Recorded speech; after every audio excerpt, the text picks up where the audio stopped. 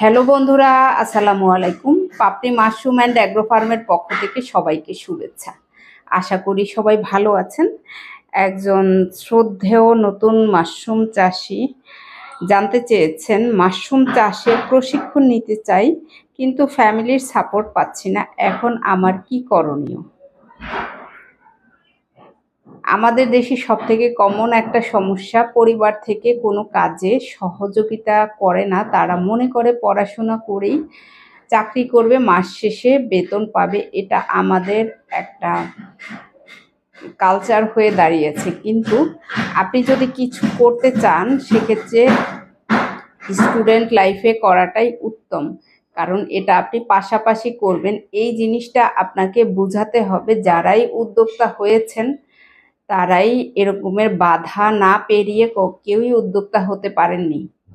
যখন আপনি সফল হবেন তখন আপনাকে সবাই সাপোর্ট করবে এবং আপনাকে সবাই প্রশংসা করবে। কিন্তু যখন আপনি কোনো কাজ শুরু করবেন, কোনোটাতে আগ্রহ প্রকাশ করবেন, তখন সেটাতে কেউই আগ্রহ দেখাবে না। বিশেষ করে পরিবার, প্রতিবেশী, আত্মীয় স্বজন কেউই আপনাকে সাপোর্ট করবে না, নানান রকম কথাও শোনাবে। এটা বাস্তবতা মেনে নিয়েই আপনাকে আপনার জীবন নিজেকে তৈরি করতে হবে। অর্থাৎ আপনি নিজে যদি কিছু করতে চান, সেক্ষেত্রে যদি ফ্যামিলির সাপোর্ট না আসে, সেক্ষেত্রে আপনি টিউশনি করুন, টিউশনি করে কিছু টাকা জমান, অথবা যে কোনো কাজ করে আপনি টাকা জমান, তারপরে নিজের সিদ্ধান্ত নিন। কারণ যখন পরিবার সাপোর্ট করে না, তখন আপনি পরিবারের কাছ থেকে তেমন একটা সাপোর্ট পাবেন না, কারণ তারা তো সম্মতি দিচ্ছে না। তাহলে আপনাকে অর্থনৈতিকভাবে কিভাবে সাপোর্ট দিবে?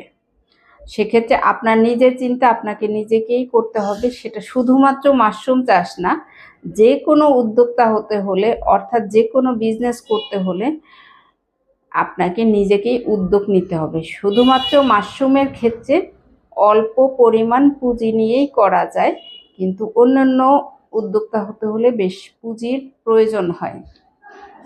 এ বিষয়গুলো আপনি তাদেরকে বোঝানোর চেষ্টা করেন, এবং না বুঝলে তখন আপনার নিজের উদ্যোগ নিজেকেই নিতে হবে। সে দায়িত্ব আপনার নিজের একান্তই আপনার জন্য, কারণ আপনি যেটা করবেন ভোগ আপনিই করবেন, অন্য কেউ করবে না।